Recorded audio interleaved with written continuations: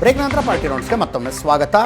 Anwar ಮಾಣಿಪ್ಪಾಡಿಯವರು 2022 June 7ನೇ ತಾರೀಕು ಮಾಡಿದ್ದ ಪತ್ರಿಕಾಗೋಷ್ಠಿಯಲ್ಲಿ ಕೊಟ್ಟಂಥ ಹೇಳಿಕೆ ಇವತ್ತು ಮತ್ತು ಶನಿವಾರ ಅಧಿವೇಶನದಲ್ಲಿ ದೊಡ್ಡ ಗಲಾಟೆ. ಆನಂದ ಬೈದನ ಮನೆ ನಮ್ಮ ಪೊಲಿಟಿಕಲ್ ಬ್ಯೂರೋ ಚೀಫ್ ನೇರ ಸಂಪರ್ಕದಲ್ಲಿದ್ದಾರೆ, ಜೊತೆಗೆ ಪ್ರಶಾಂತ್ ನಾಥ್ ಕೂಡ ಇದ್ದಾರೆ. ಪ್ರಶಾಂತ್, BJP ಅವ್ರಿಗೊಂಥರ ಇದು ಗಂಟ್ಲಲ್ಲಿ ಕಡುಬು ಸಿಕ್ಕಾಕೊಂಡಂಗೆ ಆಯಿತು. ಅವರದ್ದೇ ಪಕ್ಷ, ಅವರದ್ದೇ ಸರ್ಕಾರ ಇದ್ದಾಗ ಅಲ್ಪಸಂಖ್ಯಾತರ ಆಯೋಗದ ಅಧ್ಯಕ್ಷರಾಗಿದ್ದಂಥ ಅನ್ವರ್ ಮಾಣಿಪ್ಪಾಡಿ ಅವರು ಸೈದ್ಧಾಂತಿಕವಾಗಿ ಸಂಘ ಪರಿವಾರದ ಜೊತೆಗೆ ಅಲೈನ್ ಆಗಿರುವಂಥವರು ಕೊಟ್ಟಂಥ ಹೇಳಿಕೆ. ಅದಕ್ಕೆ ನನಗೇನು ಚೆನ್ನಾಗಿ ನೆನಪಿದೆ. ಅನ್ವರ್ ಮಾಣಿಪ್ಪಾಡಿ ಮತ್ತು ಆಗ BJPಯ ವಕ್ತಾರ ಗೋ ಮಧುಸೂದನ್ ಅವರು ಪದೇ ಪದೇ ದಿಲ್ಲಿಗೆ ಬರ್ತಾಯಿದ್ರು. ಎಸ್, ಯಾಕೆ ಬರ್ತಾಯಿದ್ರು ಅಂತಂದರೆ, ಇಲ್ಲ ಯಡಿಯೂರಪ್ಪನವರನ್ನು ಒಪ್ಪಿಸಿ ವಕ್ಫ್ ನಾವು ಏನು ರಿಪೋರ್ಟನ್ನು ಕೊಟ್ಟಿದ್ದೀವಿ, ಎಸ್, ಅದನ್ನು ಅವ್ರು ಎಕ್ಸೆಪ್ಟ್ ಮಾಡಬೇಕು ಅಂತಕ್ಕಂಥ ಒತ್ತಡವನ್ನು ದಿಲ್ಲಿಯಲ್ಲಿ ಬಂದು ಹಾಕ್ತಾಯಿದ್ರು. ಬಹುತೇಕ ಆಗಿನ ಕೇಂದ್ರದ ನಾಯಕರ ಜೊತೆ ಅನ್ವರ್ ಮಾಣಿಪ್ಪಾಡಿ ಅಪಾಯಿಂಟ್ಮೆಂಟ್ಗಳು ಫಿಕ್ಸ್ ಮಾಡ್ಕೊಂಡು 5-6 ದಿನ ಇದ್ರು. ನಂಗೆ ನೆನಪಿದೆ, ಗೋ ಮಧುಸೂದನ್ ಮತ್ತು ಅನ್ವರ್ ಮಾಣಿಪ್ಪಾಡಿ. ಹೌದು, ತುಂಬ ಅಂದರೆ ತುಂಬ ಕಷ್ಟಪಟ್ಟರು ಬಿಡಿ ಅವರು, ಕಷ್ಟಪಟ್ಟರು. ಹೌದು, ಅದರ ಜೊತೆ ಆಗ ಅವರು ಅಂದರೆ ನಾನು ಅವ್ರು ಸಣ್ಣ ಒಂದು ಇಂಟರ್ವ್ಯೂ ಮಾಡಿದ್ದೆ. ಆಗ ನಾನೊಂದು ಇಂಡಿಯಾ ಗೇಟ್ ಕಾರ್ಯಕ್ರಮ ಮಾಡ್ತಿದ್ದೆ.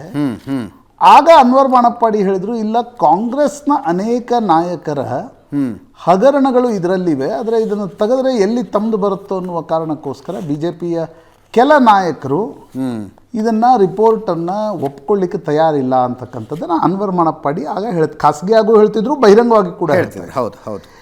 ಈಗ ನೀವು ಅದನ್ನು ಅಂದರೆ ಇವತ್ತು ಪ್ರಿಯಾಂಕ್ ಖರ್ಗೆ ವಿಷಯವನ್ನು ಪ್ರಸ್ತಾಪಿಸಿದ್ದಾರೆ.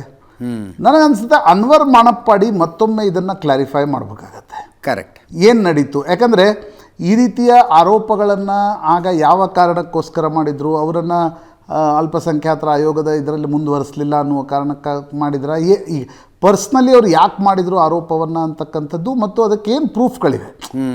ಅನ್ವರ್ ಮಾಣಿಪ್ಪಾಡಿ ಮಾಡಿಬಿಟ್ಟಿದ್ದಾರೆ ಅನ್ನುವ ಕಾರಣಕ್ಕೋಸ್ಕರ ಎಲ್ಲವನ್ನ ಒಪ್ಕೊಳ್ಬೇಕಾಗಿಲ್ಲ. ಯಾರೇ ಆರೋಪವನ್ನು ಯಾರ ಮೇಲೆ ಮಾಡಿದರೂ ಕೂಡ ಅದಕ್ಕೇನಾದರೂ ಪ್ರೂಫ್ಗಳಿವೆ, ತಥ್ಯಗಳಿವೇನಿವೆ ಅಂತಕ್ಕಂಥದ್ದು ಮುಖ್ಯ ಆಗುತ್ತೆ. ಯಾಕಂದರೆ ಪೊಲಿಟಿಕ್ಸ್ನಲ್ಲಿ ವೈಯಕ್ತಿಕ ಕಾರಣಗಳಿಗೋಸ್ಕರ ಆರೋಪ ಪ್ರತ್ಯಾರೋಪಗಳು ನಡೆಯೋದು ಬೇರೆ.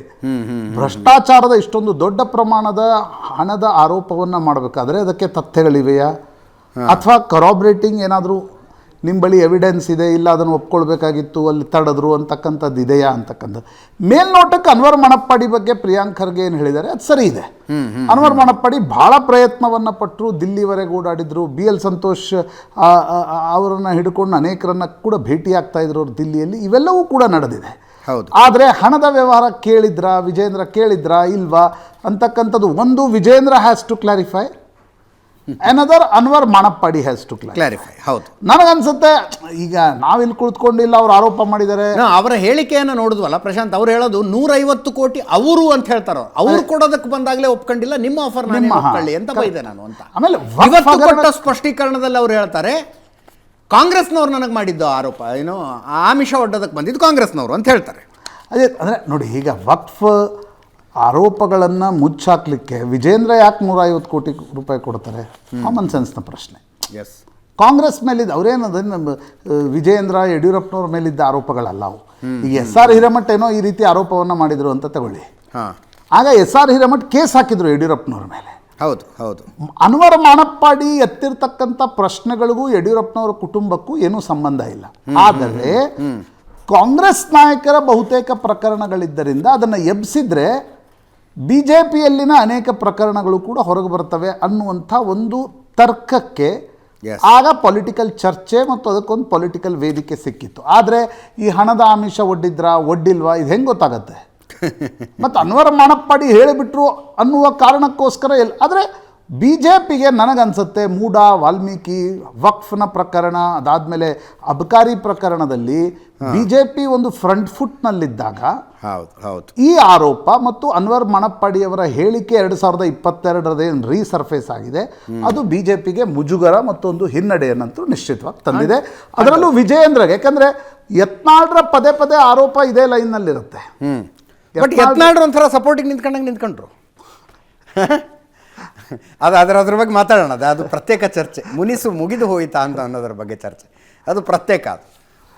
ಅದು ನನಗನ್ಸುತ್ತೆ ಆ ರೀತಿಯ ಆರೋಪಗಳ ಮಧ್ಯೆ ಅನ್ವರ್ ಮಾಣಿಪ್ಪಾಡಿ ಅವರ ಆರೋಪವನ್ನು ಕಾಂಗ್ರೆಸ್ ರೀಸರ್ಫೇಸ್ ಮಾಡಿರ್ತಕ್ಕಂಥದ್ದು. ಮಾಣಿಪ್ಪಾಡಿ ಮತ್ತು ವಿಜೇಂದ್ರ ಇದ್ರ ಬಗ್ಗೆ ಏನು ಹೇಳ್ತಾರೆ, they have to clarify it ಅಂತ. ಬಟ್ ಸದನದಲ್ಲಿ ವಿಜೇಂದ್ರ ಹೇಳಿದ್ದು ಕೊಟ್ಟು ಬಿಡಿ CBI ತನಿಖೆಗೆ, ನೀವು ಕೊಡಿ ಅಂತ. ಅಲ್ಲ ಅಜಿತ್, ಆಮೇಲೆ ನನಗೆ ಅನ್ಸತ್ತೆ ನೋಡಿ, ಇದು ನೀವು CBI ತನಿಖೆ ಕೊಟ್ಟರು ಏನು ಈಗ ಅನ್ವರ್ ಮಾಡಪ್ಪಾಡಿ ಮಾತಾಡಿದ್ದಾರೆ ಅಂದ್ಕೊಳ್ಳೋಣ. ಹಾಂ, CBI ಏನಂತ ಇದರಲ್ಲಿ ತನಿಖೆ ಮಾಡುತ್ತೆ ಅಲ್ವಾ? ಇದನ್ನು ತನಿಖೆ ಕೊಟ್ಟುಬಿಡೋದು ಸುಲಭ.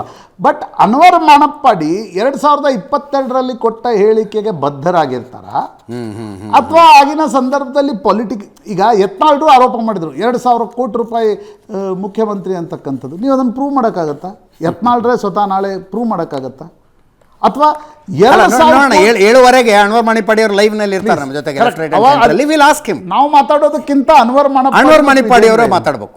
ಎಸ್, ಆನಂದ ಬೈದನ್ ಮನೆ ನೇರ ಸಂಪರ್ಕದಲ್ಲಿದ್ದಾರೆ. ಆನಂದ, ಇದೆಲ್ಲ ಬಾಯಿ ಚಪ್ಪಲದ್ರಿ ಇದು, ಅಂದರೆ ಎದುರಾಳಿಯನ್ನು ಹಣದು ಹಾಕಬೇಕು ಅನ್ನೋ ಉದ್ದೇಶದ ಚರ್ಚೆಗಳಷ್ಟೇ ಇವು. ಈಗ ವಿಜಯೇಂದ್ರ ಒಂದು ವೇಳೆ ವಕ್ಫ್ ವರದಿಯನ್ನು ಮುಚ್ಚಿ ಹಾಕೋದಕ್ಕೆ 150 ಕೋಟಿ ಆಫರ್ ಮಾಡಿದ್ರು ಅನ್ನೋದಾದರೆ, ಅದರ ತನಿಖೆ ಮತ್ತು ವಕ್ಫ್ನ ಆಸ್ತಿನ ಯಾರ್ಯಾರು ತಿಂದು ಹಾಕಿದ್ದಾರೆ ಅನ್ನೋದರ ತನಿಖೆ ಎಲ್ಲನೂ ಸೇರಿ ರಾಜ್ಯ ಸರ್ಕಾರನೇ ಕೊಟ್ಟುಬಿಡ್ಬೋದಲ್ಲ CBI ತನಿಖೆಗೆ?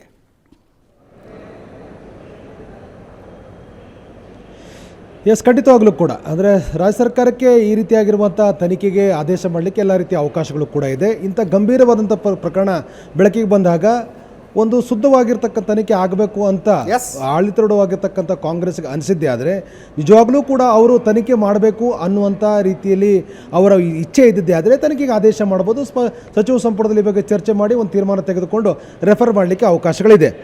ಆದರೆ ಇಲ್ಲಿ ಬಹಳ ಪ್ರಮುಖವಾಗಿ ನನಗನ್ಸಿರ್ತಕ್ಕಂಥದ್ದು ತನಿಖೆ ಅಂದರೆ ಈ ಪ್ರಕರಣ ಬೆಳಕಿಗೆ ಬರ್ತಿದ್ದ ಹಾಗೆಯೇ BJP ನಾಯಕರಿಗೆ ಒಂದು ರೀತಿ ಇರುಸು ಮುರುಸು ಆಗಿದೆ. ಅದರಲ್ಲೂ ಬಹಳ ಮುಖ್ಯವಾಗಿ ವಿಜೇಂದ್ರ ಅವರಿಗೆ ಎಲ್ಲೋ ಒಂದು ಕಡೆ ವಿಜೇಂದ್ರ ಅವರು ಈಗ ಒಂದು ರೀತಿ ಒಂದು ರೀತಿ ಅವರು ಇನ್ನೊಬ್ಬರನ್ನ ರಿಯಾಕ್ಟ್ ಮಾಡುವ ಸಂದರ್ಭದಲ್ಲೂ ಕೂಡ ಎಲ್ಲೊಂದು ಕಡೆ ಕೋಪದಿಂದ ಮಾತಾಡ್ತಕ್ಕಂಥದ್ದು, ಒಂದು ರೀತಿ ಸಿಂಗ್ಲರನ್ನು ಯೂಸ್ ಮಾಡ್ತಕ್ಕಂಥ ಇವೆಲ್ಲವನ್ನೂ ಕೂಡ ಮಾಡ್ತಾ ಇದ್ದಾರೆ.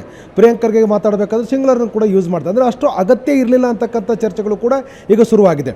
ವಿಜೇಂದ್ರ ಮೇಲೆ ಗಂಭೀರವಾಗಿರ್ತಕ್ಕಂಥ ಆರೋಪ ಮಾಡಿರುವಂಥ ವಿಚಾರ ಇದು ಆಡಳಿತವಾಗಿರ್ತಕ್ಕಂಥ ಕಾಂಗ್ರೆಸ್ಸು ಬಹಳ ಪ್ಲಾನ್ ಮಾಡಿಕೊಂಡೇ ಈ ಒಂದು ಸ್ಟೇಟ್ಮೆಂಟನ್ನು ಸದನದ ಒಳಗಡೆ ಹೇಳುವಂಥ ಪ್ರಯತ್ನ ಮಾಡಿದಿರೋದು ಬಹಳ ಸ್ಪಷ್ಟವಾಗಿದೆ. ಯಾಕೆಂದರೆ ಈ ವಕ್ಫ್ ವಿಚಾರದಲ್ಲಿ ಆಗಬಹುದಂಥ ಎಲ್ಲ ರೀತಿಯ ಒಂದು ಗೊಂದಲಗಳ ಬಗ್ಗೆ ಬಹಳ ಸ್ಪಷ್ಟವಾಗಿರ್ತಕ್ಕಂಥ ಅರಿವು ಸರ್ಕಾರಕ್ಕಿತ್ತು. ಆ ಕಾರಣಕ್ಕಾಗಿಯೇ ಸಹಜವಾಗಿ ಯಾರು ಇದನ್ನು ಪ್ರಸ್ತಾಪ ಮಾಡಿದರೆ ಭಾಳ ಖಡಕ್ಕಾಗಿ ಪ್ರಸ್ತಾಪ ಮಾಡ್ತಾರೆ, ಭಾಳ ಸ್ಪಷ್ಟವಾಗಿ ಸದನದಲ್ಲಿ ಇದು ಉಲ್ಲೇಖ ಆಗತ್ತೆ ಅನ್ನೋದನ್ನು ಚರ್ಚೆ ಮಾಡಿ ಇದನ್ನು ಪ್ರಿಯಾಂಕ್ ಖರ್ಗೆ ಅವರು ಪ್ರಸ್ತಾಪವನ್ನು ಮಾಡಿದರು. ಅದಕ್ಕೆ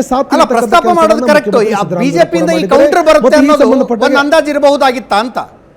ಹೌದಪ್ಪ, ನಮ್ಮ ಸರ್ಕಾರದಲ್ಲಿ ನಾವು ಮಾಣಪ್ಪಾಡಿ ವರದಿನ ಒಪ್ಕೊಂಡಿಲ್ಲ, ಮಂಡಿಸಿಲ್ಲ, ಅದರ ಮೇಲೆ ಆಕ್ಷನ್ ತಗೊಂಡಿಲ್ಲ, ಈಗ ನಿಮ್ಮ ಸರ್ಕಾರ ಇದೆ, ನೀವು ಮಾಡಿ ಅಂತ.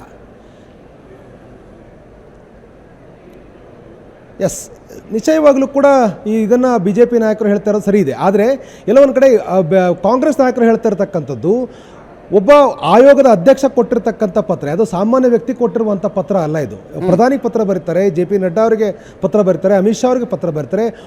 ಈ ಪ್ರಭಾವ ಒಂದು ಅತ್ಯಂತ ಭಾಳ ಉನ್ನತವಾಗಿರ್ತಕ್ಕಂಥ ಆಯೋಗದ ಅಧ್ಯಕ್ಷರು ಬರೆದಿರ್ತಕ್ಕಂಥ ಪತ್ರವನ್ನು ಯಾಕೆ BJP ನಾಯಕರು ಗಂಭೀರವಾಗಿ ತೆಗೆದುಕೊಂಡಿಲ್ಲ ಅಂತಕ್ಕಂಥ ಮರು ಪ್ರಶ್ನೆಯನ್ನು ಕೂಡ ಕಾಂಗ್ರೆಸ್ ನಾಯಕರು ಕೇಳ್ತಾ ಇದ್ದಾರೆ. ಅಲ್ಲಿ CBI ತನಿಖೆ ಮಾಡಬೇಕಾಗಿರ್ತಕ್ಕಂಥ ರೀತಿಯಲ್ಲಿ ಒಂದು ನಿರ್ಧಾರ ಮಾಡಬೇಕಾಗಿತ್ತು, ನೀವ್ಯಾಕೆ ಮಾಡಿಲ್ಲ, ಹಾಗಾಗಿ ಮಾಡಿ ಅಂತಕ್ಕಂಥ ಒಂದು ಒತ್ತಾಯವನ್ನು ಕೂಡ ಈಗ ಸಹಜವಾಗಿ ಕಾಂಗ್ರೆಸ್ ನಾಯಕರು ಹೇಳ್ತಾ ಇರುವಂಥದ್ದು. ಆದರೆ CBI ತನಿಖೆ ಮಾಡುವಂಥ ಸಂಪೂರ್ಣವಾಗಿರ್ತಕ್ಕಂಥ ಶಿಫಾರಸು ಮಾಡುವ ಎಲ್ಲ ಅಧಿಕಾರವೂ ಕೂಡ ಕಾಂಗ್ರೆಸ್ಗಿದೆ, ಯಾವುದೇ ಸಂದರ್ಭದಲ್ಲೂ ಕೂಡ ಮಾಡಲಿಕ್ಕೆ ಅವಕಾಶ ಇದೆ. ನಾವು ಇದನ್ನು ಪ್ರಶ್ನೆ ಮಾಡಿದಾಗಲೂ ಕೂಡ ಈಗ ಕಾಂಗ್ರೆಸ್ ನಾಯಕರು ಹೇಳ್ತಿರ್ತಕ್ಕಂಥದ್ದು ಗೃಹ ಸಚಿವರ ಜೊತೆ ಮಾತಾಡ್ತೇವೆ, ಒಂದು ಉನ್ನತ ಮಟ್ಟದ ತನಿಖೆಗೋಸ್ಕರ ನಿರ್ಧಾರ ತೆಗೆದುಕೊಳ್ತೇವೆ, ಒಂದು ಸ್ಪಷ್ಟವಾಗಿರ್ತಕ್ಕ ತನಿಖೆಗೆ ನಾನೇ ಆಗ್ರಹ ಮಾಡ್ತಿರತಕ್ಕಂಥ ಮಾತನ್ನು ಪ್ರಿಯಾಂಕ್ ಖರ್ಗೆ ಕೂಡ ಹೇಳ್ತಾ ಇದ್ದಾರೆ.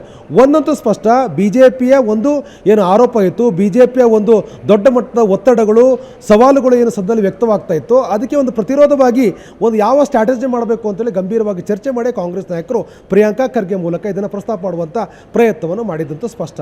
ಅಜಿತ್, ಇವತ್ತಿಗೆ ಮುಗಿತಾ ಈ ಚರ್ಚೆ ಅಥವಾ ಕಂಟಿನ್ಯೂ ಆಗೋ ಸಾಧ್ಯತೆ ಇದೆಯಾ? ಎಸ್, ಸದ್ಯಕ್ಕೆ ಮುಗಿದಿದೆ. ಆದರೆ ಬೇರೆ ಬೇರೆ ಸಂದರ್ಭಗಳಲ್ಲಿ ಪ್ರಸ್ತಾಪ ಆಗುವಂಥ ಸಾಧ್ಯತೆಗಳು ಕೂಡ, ಯಾಕೆಂತಂದರೆ ವಕ್ಫ್ ಮೇಲೆ ನಡೆದಂಥ ಚರ್ಚೆ ಸಂದರ್ಭದಲ್ಲಿ ಬೇರೆ ಬೇರೆ ವಿಚಾರ ಪ್ರಸ್ತಾಪ ಆಗಿತ್ತು. ಇವತ್ತು ಮುಖ್ಯಮಂತ್ರಿಗಳು ಉತ್ತರ ಕೊಡಬೇಕಾಗಿತ್ತು. ಉತ್ತರ ಕೊಡುವ ಸಂದರ್ಭದಲ್ಲಿ ಸಹಜವಾಗಿ ಇದು ಚರ್ಚೆ ಆಗಬಹುದು ಅಂತ ನಿರೀಕ್ಷೆ ಮಾಡಿದ್ವಿ. ಆದರೆ ಓರ್ವ ಸದಸ್ಯನ ಮೇಲೆ ಮಾಡಿರ್ತಕ್ಕಂಥ ಆರೋಪದ ಕಾರಣಕ್ಕಾಗಿ ಒಂದು ಸ್ಪಷ್ಟನೆ ಕೊಡುವಂಥ ಅವಕಾಶ ಇದೆ. ಆ ಕಾರಣಕ್ಕಾಗಿ ಆ ಅವಕಾಶವನ್ನು ಬಳಕೆ ಮಾಡಿಕೊಂಡು ವಿಜೇಂದ್ರ ಇವತ್ತು ಕ್ಲಾರಿಫಿಕೇಶನ್ ಕೊಡುವಂಥ ಪ್ರಯತ್ನಗಳು ಮಾಡಿದರು.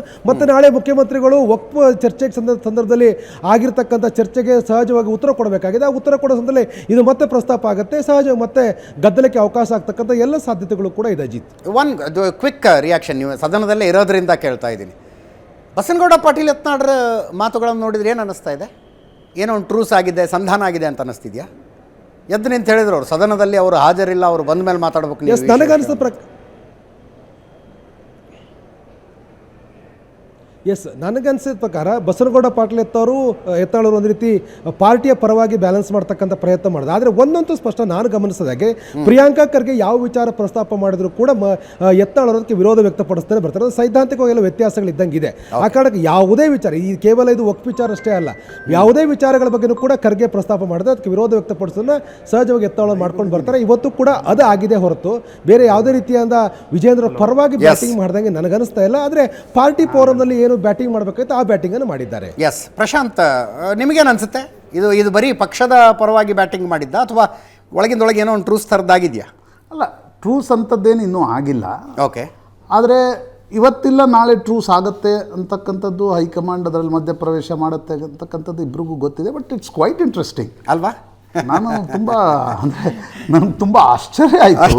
ಹೌದು. ಬಸನಗೌಡ ಪಾಟೀಲ್ ಯತ್ನಾಳರು ಸಹಾಯಕ್ಕೆ ಧಾವಿಸಿದ್ದು, ಅನ್ವರ್ ಮಾಣಪ್ಪಾಡಿಯವರ ಆರೋಪಗಳು ರೀಸರ್ಫೇಸ್ ಆಗಿ ಏನು ಬಿ ಜೆ ಪಿಗೆ ಮುಜುಗರ ಆಗಿದೆ, ಅದರಲ್ಲೂ ಒಂದು ಸಿಲ್ವರ್ ಲೈನಿಂಗೋ ಏನೋ, ಯತ್ನಾಳರು ಬಂದು ವಿಜೇಂದ್ರರ ಪರವಾಗಿ ಅಥವಾ ಒಂದು ರೀತಿಯ ಬಿ ಜೆ ಪಿಯ ಬೆಂಬಲಕ್ಕೆ ಸದನದಲ್ಲಿ ನಿಂತ್ಕೊಂಡಿದ್ದು ಬಿ ಜೆ ಪಿಗೂ ಒಂದು ಸಿಲ್ವರ್ ಲೈನಿಂಗ್ ಅಂತ ಕಾಣುತ್ತೆ. ಎಸ್. ಮುಂದಿನ ಸುದ್ದಿಗೆ ಹೋಗೋಣ.